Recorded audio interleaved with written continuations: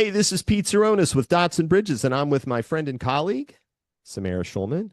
We have an episode that we call Something to Talk About, and we're going to discuss an article that came our way on October 14th titled Young Adults Don't Trust Federal Government, Deepening Its Hiring Challenges. Shout out to Jory Heckman on Federal News Network. And let's jump in, Samara. What are your initial takeaways? I wasn't so crazy about the title of this, and I just didn't agree with it. I mean, it's going off of the Partnership for Public Service did a survey of 1,000 U.S. adults under 34 years old, and 15% of them said that they don't trust the federal government. But then when you actually continue reading, well, they say government is slow, incompetent, corrupt, disorganized. They've got a negative impression. Oh, the government's still hiring. Oh, that's interesting. I don't think that has to do with trust, and I don't think that that's specific to government. I think these are problems that we see all over the current workforce. So let me jump and riff off that. I agree with you. I read the article and, like anything, said, oh boy, here's another article. Having been a 25-year federal employee from GS7 through SES, I was like, okay, don't be shouting dispersion unless you've walked the walk. Like, go work in government and have an opinion. This is nothing, and I'm not reflecting how Jory did his research by any stretch. Jory's a great journalist. But I do think it's just the bad rap. What I took away initially and after reading the articles, yeah, trust. I don't know. It seemed to be like there was a lot of recommendations of why the government is an interesting place to work, improving transparency and communication, job satisfaction. There's a lot of goodness in it. And I think it's just a reflection of the question, well, what do you expect? I don't know. What are your thoughts? I completely agree with you. I think the right way to read the article is to look at here's room for improvements. And quite frankly, the room for improvements, like you said, better communication, better hiring practices, improved hiring practices, quicker. It's all things that Pete, you and I certainly are in enough sessions and enough conversations with federal employees and whatnot to know that that is being looked at.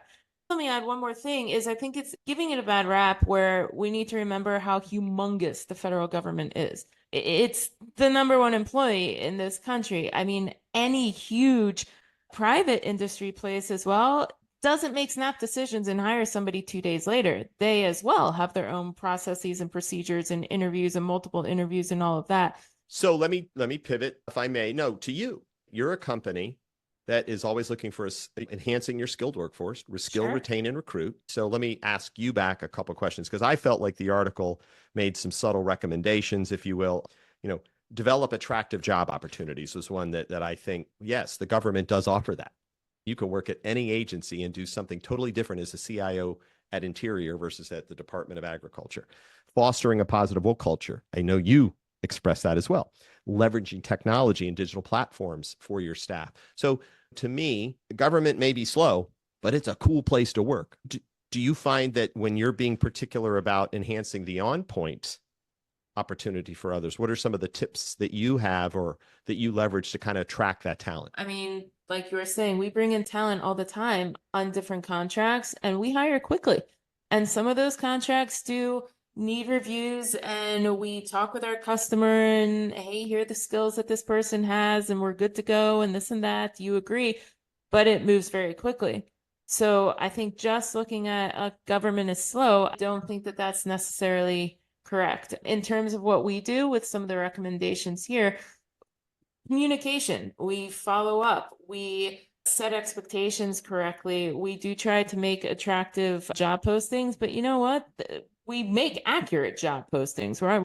I have to jump in because setting expectations, accurate job postings. I do think that what you just said to me, which is making it a place people want to come to work with opportunity to be oneself. Oh, absolutely. I mean, that's in the interview, it comes out that, hey, here's the way we operate and here's the culture that we work on deliverables. We work as a team. We are very collaborative, but you will have things for which you're responsible.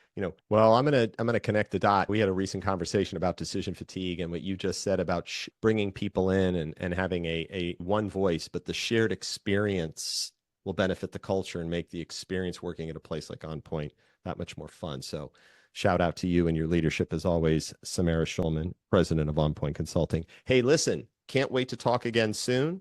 But until then, have a great rest of your day. Sounds good. You too, Pete. Thanks.